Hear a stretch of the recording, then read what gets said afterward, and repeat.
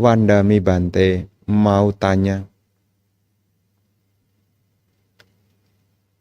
benarkah bila sekarang ada orang yang punya hutang tapi nggak bayar, bisa ketemu lagi di kehidupan berikutnya? Bagaimana biar nggak jumpa lagi? Terima kasih. Bapak dan Ibu, saudara-saudari sekalian, ya, untuk hal ini berkenaan dengan karma. Ya, karma. Kalau seseorang punya kemelekatan yang kuat, maka akan berjumpa lagi. Karena salah satu kita bisa berkumpul, salah satunya karena masih ada kelekatan. Ya, jadi adanya kelekatan. Kalau seseorang kemudian punya hutang, kemudian dia melekat sama orang itu, ya nanti akan berjumpa lagi. Terus bagaimana Bante supaya tidak berjumpa? Ya supaya tidak ada kelekatan, belajar untuk melepaskan. Jadi kalau kita punya hutang ya dibayar ya, bukan dilupakan ya. Kalau kita punya utang sama orang, ya kita berusaha untuk membayar. Ya, jadi berusaha untuk membayar. Jangan mentang-mentang enggak ditagih kok. Ya jangan demikian. Kalau kita punya hutang sama orang, ya sebisa mungkin dibayar. Kalau orang lain punya hutang sama kita, sudah ditagih, enggak dibayar. Sudah ditagih, enggak dibayar. Ya Anda belajar untuk melepaskan. Ya, belajar untuk melepaskan. Jadi satu sisi kalau kita yang punya utang dalam hidup saat ini, ya sebisa mungkin untuk dibayar. Ya, tapi kalau sebaliknya, orang lain yang punya hutang kepada kita, sudah ditagih, ndak dibayar, ditagih lagi, ndak dibayar. Anda belajar untuk melepaskan. Ya, secara umum orang menyebutnya, ya sudah tidak milikku lagi. Kalau itu milikku, maka itu akan kembali kepadaku. Ya, ini belajar untuk melepaskan. Kenapa? Daripada Anda pikirannya kacau gara-gara utang yang tidak dibayar itu membuat Anda tidak produktif, stres, ya. Kan sayang ya, kan sayang kehidupan Anda. Kalau memang itu masih bisa diambil, ambillah. Kalau seandainya tidak bisa diambil, belajarlah untuk melepaskan. Ini yang sekarang perlu diupayakan. Dan sekarang kita masih punya kesempatan yang baik, yakni kita berusaha untuk berbuat baik. Supaya apa? Andai kata sekarang barang kita diambil orang, ini salah satu juga karma baik yang tidak mendukung juga. Karena di dalam Nidikanda Sutta juga dikatakan ketika timbunan jasa kebajikannya habis, apa yang dimiliki ini bisa hilang. Ya, maka sekarang kita punya kabar baik, punya kesempatan baik yang mana kita bisa melakukan kebajikan. Apakah dengan berdana, ya? Ini perlu diupayakan. Apakah menjalankan sila, mengisi pikirannya dengan pikiran cinta kasih, ini adalah kebaikan.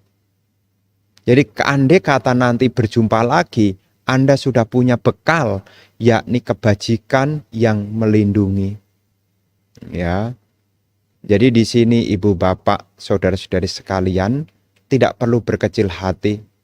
Kalau sekarang ada hutang yang orang lain belum bayarkan kepada Anda, sudah ditagih, tidak dibayar, sudah ditagih, tidak dibayar, belajarlah melepaskan.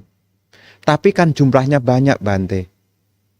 Tahu memang jumlahnya banyak, tetapi kalau itu membuat Anda menderita, sudah berusaha ditagih tapi tidak ada hasilnya, Anda menderita. Memang itu hak Anda untuk menagih, tapi jangan sampai membuat Anda terbebani. Ini pilihan yang harus Anda pilih. Jangan lupa bahagia. Ya, jangan lupa bahagia. Karena ketika apa menjadi harapan Anda tidak terpenuhi, nanti akan memunculkan yakni kebencian. Kalau Anda benci pada seseorang, siapa yang pertama menderita? Coba Anda renungkan. Kalau Anda benci sama seseorang, siapa yang menderita pertama? Orang yang kita benci mungkin dia sedang makan enak bersama anak istrinya. Mungkin dia sedang bernyanyi-nyanyi bersama anak istrinya. Tetapi ketika Anda membenci, Anda di sini dan saat ini, Anda menderita. Makanya daripada pikiran Anda dibuat menderita, ya ini tambahan, ya, sebisa mungkin isilah hal-hal baik ke dalam batin Anda. Seperti yang belakangan ini Bante sampaikan, isilah pikirannya dengan pikiran cinta kasih. Setiap saat Anda ujarkan, semoga semua makhluk berbahagia. Semoga semua makhluk berbahagia. Apa yang kita lihat, semoga semua makhluk berbahagia. Apa yang kita dengar, semoga semua makhluk berbahagia. Kalau kita isi batin kita dengan pikiran cinta kasih, maka saya yakin kehidupan yang Anda jalani ini penuh dengan manfaat. Daripada Anda punya kekayaan melimpah, tetapi Anda disertai dengan kebencian. Meskipun Anda punya pendukung untuk bahagia, tapi Anda tidak bahagia. Kenapa? Karena pikiran diliputi dengan kebencian. Menyambung dengan pertanyaan ini, Bante ingin menambahkan yakni tetaplah melakukan kebaikan. Apakah berdana, apakah menjalankan sila, dan penting sekali, yakni pengembangan batin. Ya, pengembangan batin. Seperti di dalam Dewata Uyojana, danang dadantuk sadaya, silang rakantuk sabada, bawana biratahotu. Berdanalah dengan penuh keyakinan, rawatlah sila setiap saat, gemarlah, ada kata, gemarlah mengembangkan batin. Isi pikirannya supaya berkembang. Ya, tidak sempit. Ya, kalau pikiran sempit itu gampang membenci. Ya, kalau pikiran sempit gampang serakah. Maka supaya pikirannya tidak sempit, ya batin perlu dikembangkan. Salah satunya, kembangkanlah cinta kasih. Begitu ya. Selamat malam Bante. Terpujilah Sang Buddha, Namo Buddhaya. Izin bertanya, melanjutkan yang kemarin. Jadi maksud Bante, memperhatikan tubuh jasmani, alatnya anicca. Setelah pikiran tenang, melanjutkan dengan anapanasati. Terus buddhanusati, dengan memperhatikan jasmani alatnya anicca. Itu memilih salah satunya atau dua-duanya ya Bante. Dipraktekkan sebenarnya kepingin bisa mempraktekannya. Tapi takut nanti kayak dulu.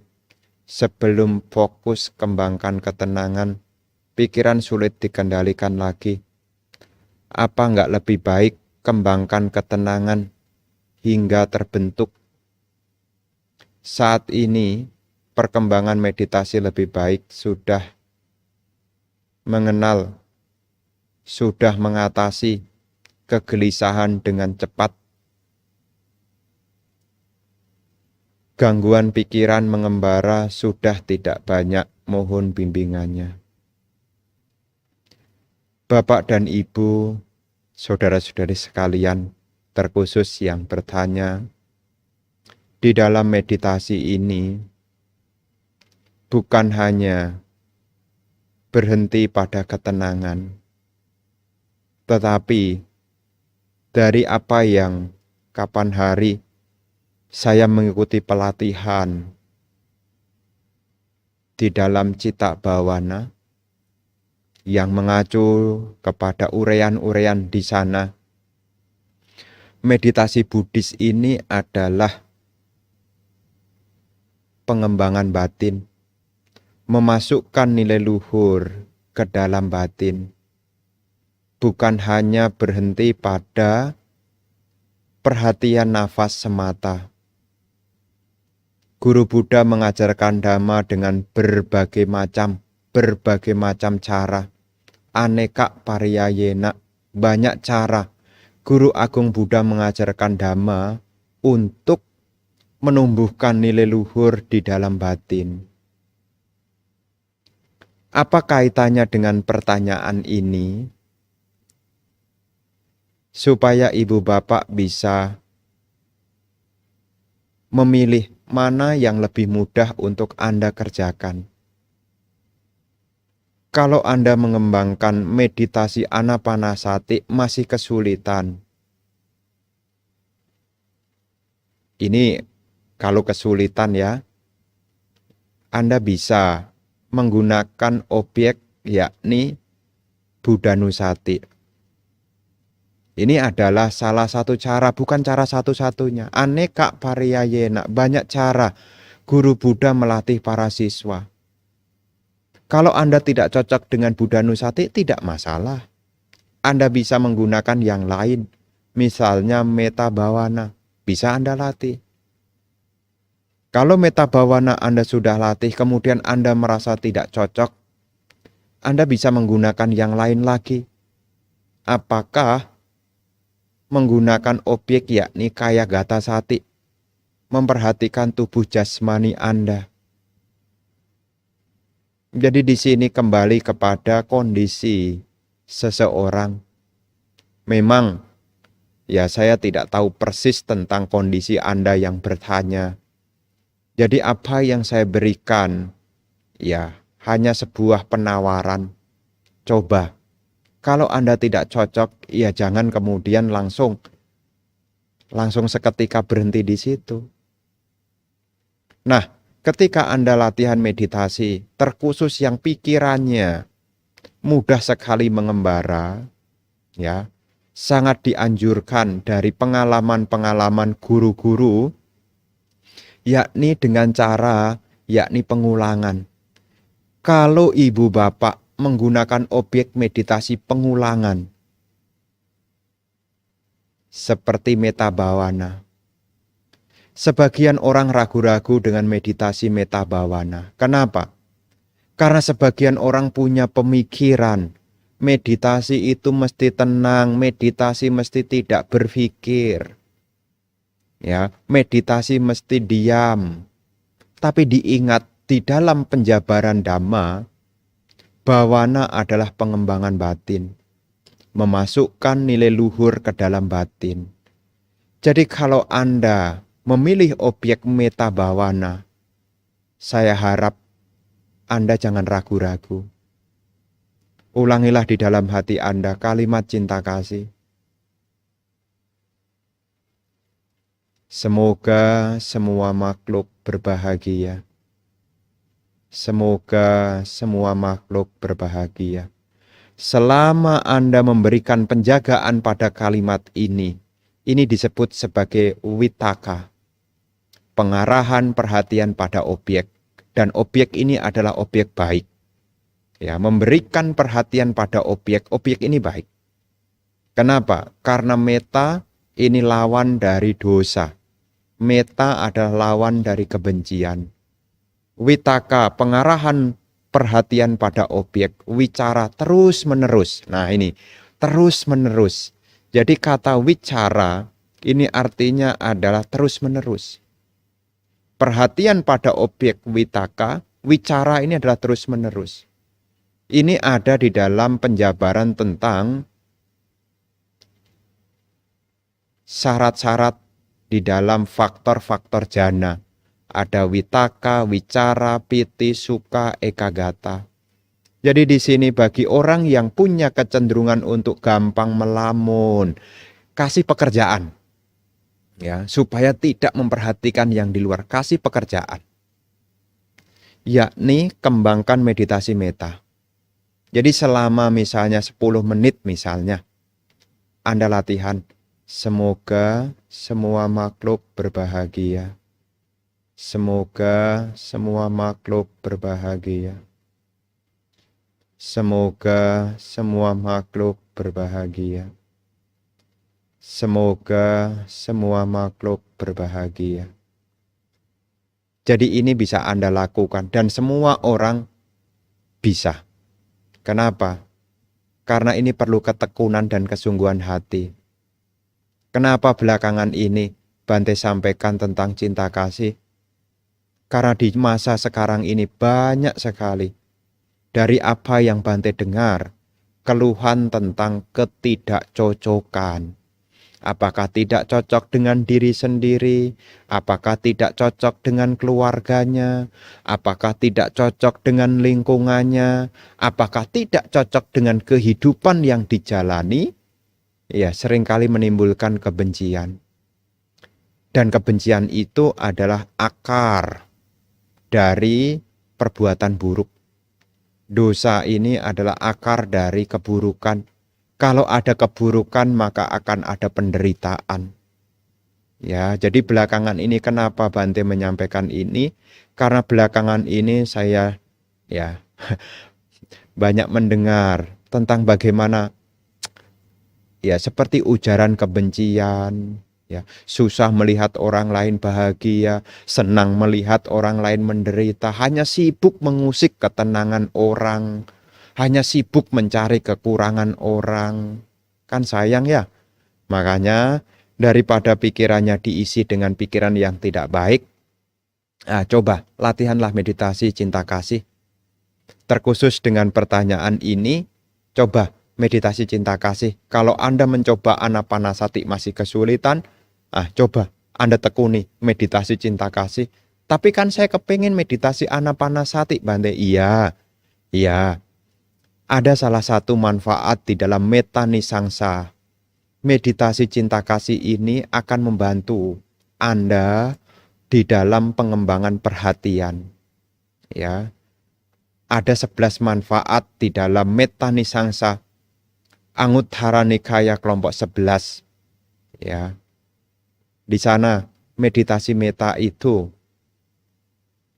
bisa mendukung yakni pengembangan Anda punya sati. Ya, kalau Anda sudah punya ketenangan di sana, maka ketenangan itu bisa membantu di dalam pemahaman. Ya, pemahaman apa, Bante? Ketenangan itu muncul karena bersebab. Ya, ketenangan itu muncul karena kondisi. Dan semua yang kondisi itu pun tidak kekal. Jadi bisa dipakai juga untuk vipassana juga. Ya, bisa dipakai untuk vipassana juga. Jadi Anda punya pemahaman anicca-nya ada di sana juga. Tapi sebelum melangkah jauh, ya, yang mudah dulu. Duduk dengan tegak, ya. Ataukah sebelum tidur, ataukah ada waktu untuk duduk sejenak, latihan. Semoga semua makhluk berbahagia. Semoga semua makhluk berbahagia. Semoga semua makhluk berbahagia. Ya nanti dicoba begitu ya. Kalau masih punya kesulitan di dalam anapanasatinya, nanti diperkuat cinta kasihnya ya dalam waktu tertentu. Ya, bisa dilatih begitu ya. Wandame Bante, saya ingin bertanya dalam Udaka Rahada Sutta yang dipost pada media sosial Medcom STI terdapat kalimat menginspirasi keyakinan dengan caranya. Maksud dari kalimat itu apa, Bante? Apakah maksudnya memberikan bimbingan atau mengajar orang lain atau berbuat dengan rapih sehingga terlihat anggun?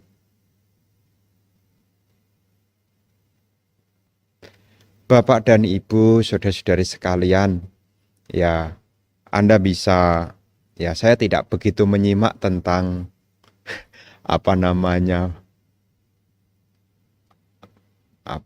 post yang ada di Medcom STI, saya tidak begitu menyimak ya. Nah, kalau seandainya Anda ada kesulitan, itu kan ada sutanya ya. Ya, Anda sebetulnya bisa membuka ya sutanya. Anda bisa men-searching yakni suta yang Anda tanyakan. sehubungan dengan Udaka Rahada Sutta. Ya, coba Bante lihat ada di mana nih. Udaka Rahada Sutta itu ada di Anguttara Nikaya kelompok 4, Sutta ke-104. Ya, saya bacakan ya, lumayan panjang juga. Para biku, ada 4 jenis kolam air ini. Apakah 4 ini? Kolam yang dangkal tetapi tampak dalam. Kolam yang dalam tetapi tampak dangkal. Kolam yang dangkal dan tampak dangkal, dan kolam yang dalam tampak dalam. Ini adalah keempat jenis kolam itu. Demikian pula, ada 4 jenis orang yang serupa dengan kolam-kolam air itu terdapat di dunia. Apakah 4 ini? Orang yang dangkal tetapi tampak dalam.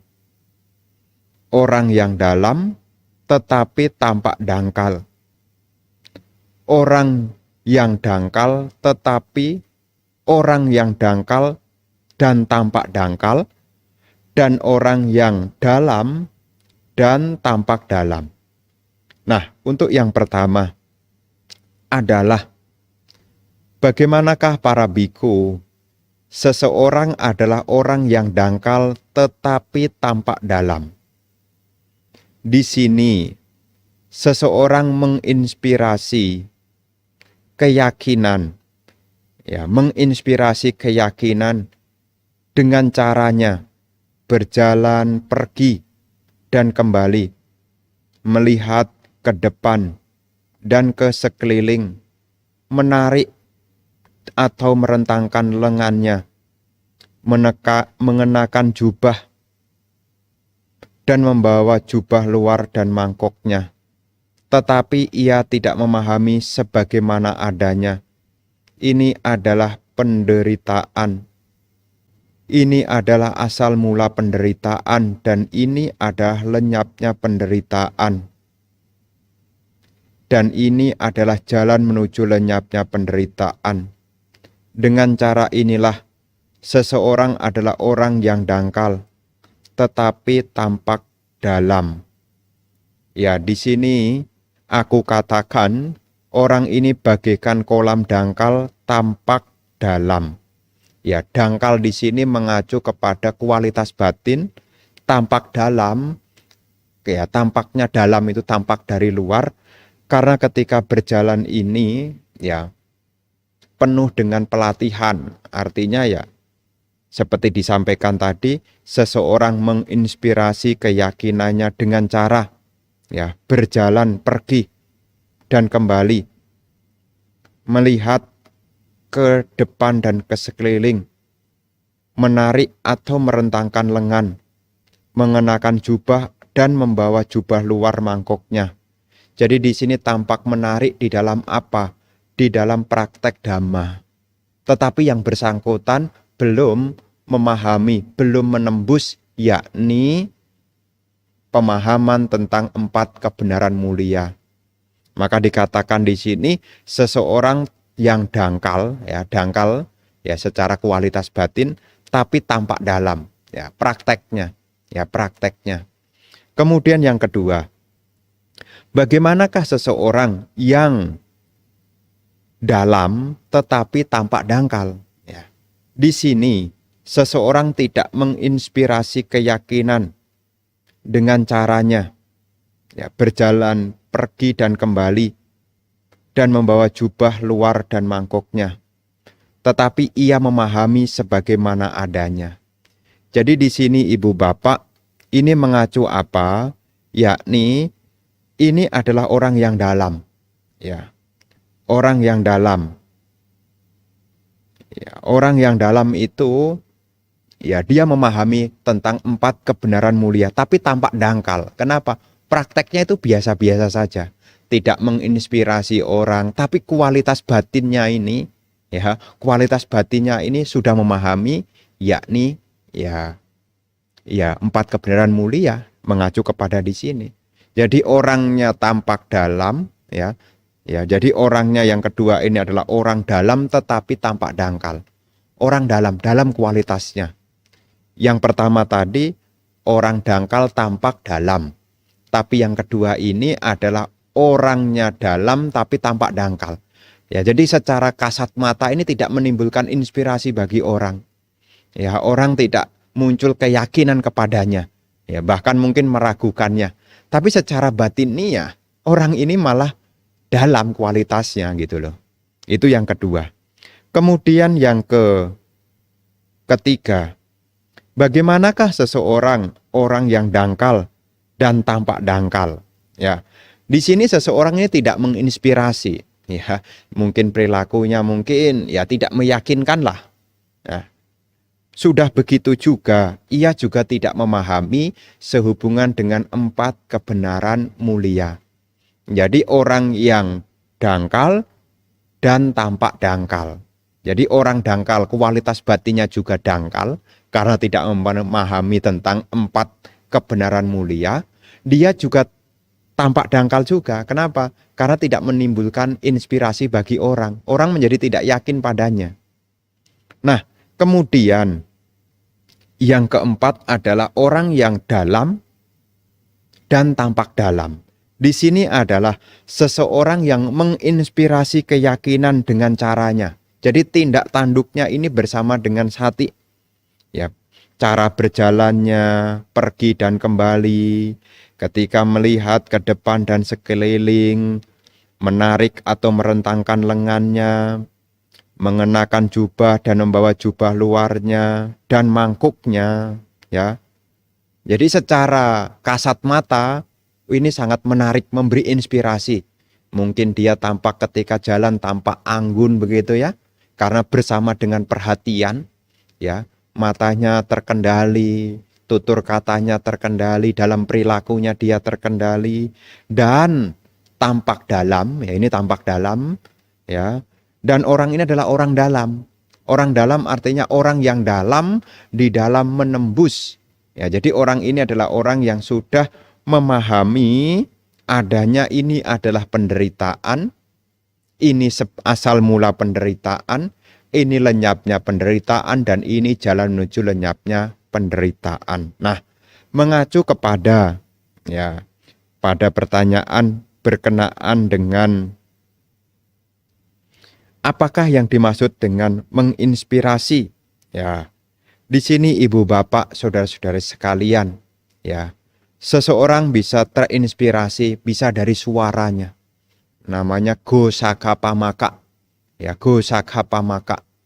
Jadi orang ini bisa menimbulkan keyakinan dari mana suaranya. Gosa. Ya, gosa. Gosakapamaka. Kemudian yang kedua, ada juga ya selain gosaka itu ada lukapamaka. Lukapamaka. Ya, lukapamaka ini dari kesederhanaannya. Ada beberapa murid Sang Buddha juga memberi inspirasi seperti Bante Mahakasapa. Ya, Bante Mahakasapa ini menimbulkan inspirasi bagi siswa-siswa. Ya, kenapa? Karena kesederhanaannya. Ya. Jadi ada karena suaranya. Maka ada beberapa orang yang setelah mendengar dhamma dari Sang Buddha, meskipun belum memahami, tapi mendengar suara dari Sang Buddha itu tumbuh keyakinan, menginspirasi. Namanya gosakapamaka. Ya, gosakapamaka. Ada juga ya melihat dari kesederhanaannya. Ya, dia tidak banyak keinginan, sederhana, itu juga menimbulkan bagi beberapa orang menginspirasi. Ada juga yang ketiga karena timbul dari pemahaman dhamma, dhamma pamaka. Ya, jadi setelah dia belajar dhamma, dia timbul inspirasi. Oh, ya, jadi di sini ibu bapak mengacu kepada apa yang Anda tanyakan ini, ya mengacu kepada sutta yang tadi. Jadi ada jenis ya orang yang dalam, ya tampak dangkal, ada orang yang dangkal tampak dalam, Ada orang yang dangkal dan dangkal, ya. Ada orang yang dalam dan tampak dalam. Ya, jadi di sini yang tampak itu adalah yang kelihatan. Ya, jadi menginspirasi. Makanya ada beberapa orang itu terinspirasi Dhamma, ya. Kenapa? Dari suara yang menyampaikan. Dhammanya itu begitu indah Bante. Namanya Ghosaka Pamaka. Ya, Sang Buddha juga punya kualitas Ghosaka Pamaka ini. Ya, ketika Sang Buddha berbicara, ya, dikatakan suasana langsung hening seketika. Seperti seseorang yang menerima barang berharga, langsung diem hening. Ya, namanya Ghosaka Pamaka. Ini istilah, ya. Ghosaka Pamaka. Mendengar rasanya saya sejuk sekali. Ya, ada seperti itu. Ada jenis orang yang punya kualitas Ghosaka Pamaka. Ya, ada juga orang punya kualitas yakni Lukha Pamaka. Ya, jadi kualitas berupa ya dari kesederhanaan yang ia miliki, tidak banyak keinginan, menimbulkan orang inspirasi. Sehingga orang mengatakan, oh ini adalah orang-orang yang benar-benar praktek Dhamma. Ya, jadi ibu bapak ada yang belum menyalami, tapi dia bisa terinspirasi dari apa? Yang tampak dari luar. Ya, begitu ya. Nanti bisa dibaca sutanya di dalam Anguttara Nikaya kelompok 4. Ya, Anguttara Nikaya kelompok 4, yakni suta ke 104. Berkenaan dengan Udaka Rahada Sutta. Begitu ya. Namo Buddhaya Bante. Izin tanya. Apa yang dimaksud berdana dengan kebijaksanaan? Katanya kalau berdana tidak dengan kebijaksanaan, maka jika terlahir sebagai manusia, bisa jadi manusia cacat. Terima kasih. Ibu, bapak, saudara-saudari sekalian, ya berkenaan dengan apa yang Anda tanyakan, ya ini sebetulnya tidak ada kaitannya ya. Seseorang lahir menjadi orang yang ada cacat secara fisik, ya, ada cacat secara fisik, ini tidak ada kaitannya dengan yakni tindakan memberi. Tapi seseorang punya ya kekurangan di dalam fisik ini akibat dari perilaku yang ia lakukan. Apakah melukai makhluk hidup, ya? Apakah menghina orang lain? Ya, melukai makhluk hidup itu bisa menimbulkan cacat di fisik. Ya, jadi fisik menjadi tidak sempurna. Ya, ini akibat dari dari melukai makhluk lain. Ya, dari membunuh makhluk lain juga bisa. Ya, ini bisa. Kemudian dari ucapan yang buruk ini juga menimbulkan kecacatan juga. Maka kalau ada beberapa orang yang ya punya kendala di dalam suara, ya mungkin suaranya tidak jelas atau mungkin itu sebetulnya ada akibat buruk dari dahulu dia berbicara yang tidak benar. Ya. Nah, kalau seseorang berdana kemudian tidak disertai dengan kebijaksanaan, ya apakah menimbulkan kecacatan? Ya tentu maksudnya cacat itu di situ bukan cacat tubuh, tetapi kebajikannya menjadi tidak sempurna. Ya, bukan nanti kalau memberi dengan tidak disertai kebijaksanaan itu menjadi orang yang cacat, ya tentu tidak. Yang dimaksud di situ kalau berdana tanpa disertai dengan keyakinan, tanpa disertai dengan kebijaksanaan, menjadi cacat. Cacat maksudnya apa? Menjadi ya setelah memberi dia timbul penyesalan. Itu loh yang dimaksud tidak sempurna. Ya, makanya kalau kita memberi itu menjadi tidak sempurna. Salah satunya apa? Setelah memberi kadangkala menjadi menyesal. Ya.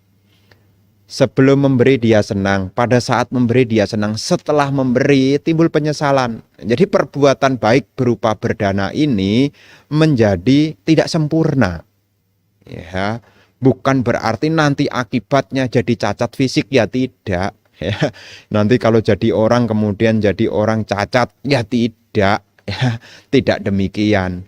Kecuali seperti tadi saya sampaikan, tindakan Anda berdana, tapi Anda juga melukai makhluk lain, menyakiti makhluk lain, ya, atau menghina. Ya, ya, jadi memberi dengan penghinaan, ya, ini juga bisa menyebabkan ada sesuatu yang kurang, ya, ada sesuatu yang kurang. Ya, tetapi tidak cacat fisik gitu loh. Karena cacat fisik ini kaitannya dengan yakni perilaku-perilaku buruk. Jadi kalau Anda berdana menjadi tidak sempurna, ya ketika dana yang Anda berikan ini tanpa disertai kebijaksanaan, maksudnya apa? Banyak kasus setelah orang memberi timbul penyesalan, itu loh yang dimaksud. Ya. Jadi kebajikan Anda menjadi tidak sempurna. Kenapa? Karena menyesal. Ya. Kebajikan tetap berbuah, tapi Anda tidak bisa menikmati sepenuhnya. Anda bisa beli rumah tapi tidak sempat nempati. Anda beli baju tapi tidak sempat menggunakan. Anda beli TV tapi tidak sempat nonton. Kenapa? Karena urusan setelah memberi timbul penyesalan ini urusannya bagian yang menikmati. Ya, memberi tetap mendapat kok. Ya, memberi tetap mendapat. Ya, tetap mendapat. Tapi tidak semua orang mendapat itu bisa menikmati. Kenapa kok tidak semua orang itu mendapat tidak bisa menikmati? Itu juga ada kaitannya dengan tindakan memberi. Makanya orang yang bijak itu senantiasa menjaga 3 hal. Senang sebelum memberi, senang pada saat memberi, dan senang setelah memberi. Mungkin kalau Anda tidak menggunakan kata senang, mungkin Anda bersyukurlah. Sebelum memberi ada rasa syukur. Syukur hari ini saya punya kesempatan untuk berbuat baik. Syukur hari ini saya bisa berbuat baik meskipun sedikit. Akhirnya saya bersyukur hari ini kebajikan telah saya lakukan. Nah gitu loh. Ya, jadi jangan sampai ibu bapak ya setelah memberi timbul penyesalan. Ya, karena setelah memberi timbul penyesalan itu menyebabkan kebajikan Anda menjadi tidak sempurna. Ya, jadi tidak bisa tidak sempurna ini diterjemahkan sebagai nanti cacat sebagai manusia. Ya tidak begitu. Ya, ya. Tapi sebagai orang yang sudah mengerti dhamma, ya selalulah bersyukur. Sebelum memberi bersyukur. Hari ini saya dapat kabar baik untuk berbuat baik. Ya, sebelum memberi sudah merasa bahagia. Kenapa? Mendengar ada kesempatan berbuat baik. Ketika melakukan bersyukur, hari ini saya bisa berbuat baik meskipun sedikit tidak masalah. Dan setelah memberi, akhirnya saya bisa berbuat baik. Bersyukur setelah memberi, dia dapat melakukan kebajikan. Begitu. Ya.